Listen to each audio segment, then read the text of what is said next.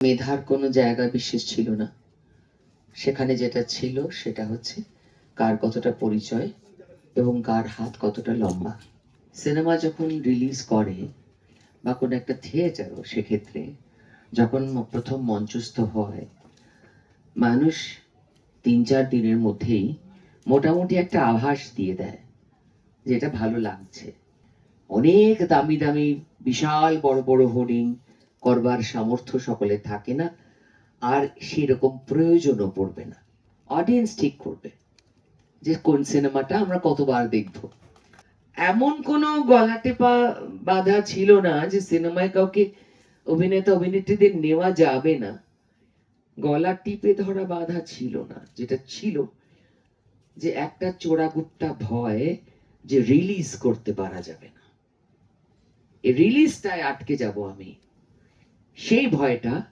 এবং এটা আমরা সারা জীবন, মানে গত 10 বছর ধরে আমার রাজনৈতিক 2015 সালের জানুয়ারি মাস থেকে আমি যা দেখে এসেছি, সেটা হয়েছে যে বহু বছরের চেনা মানুষ সর্বক্ষেত্রে, বহু পরিচিত, বহু দিন ধরে 30 বছরের, আমাদের 35 বছরের প্রফেশনাল ক্যারিয়ার আমার, সেখানে বহু বছরের পুরনো চেনা মানুষ, IAS officers, IPS officers, producers, directors, industrialist, তারা পাবলিকলি আমাদের সাথে কথা বলতে ভয় পেত।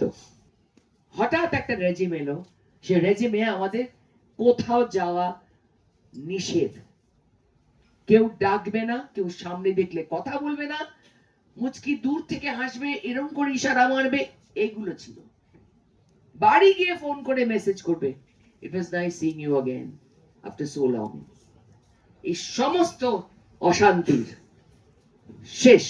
সবাই সবার সঙ্গে চলবে, সৎ এবং অসৎ, ন্যায় এবং অন্যায়, এরই শুধু ভাব থাকবে, আর কিছু ভাব থাকবে না।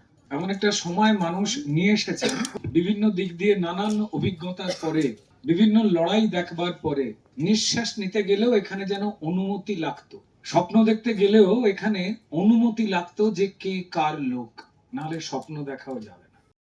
ফলো করুন বর্তমান।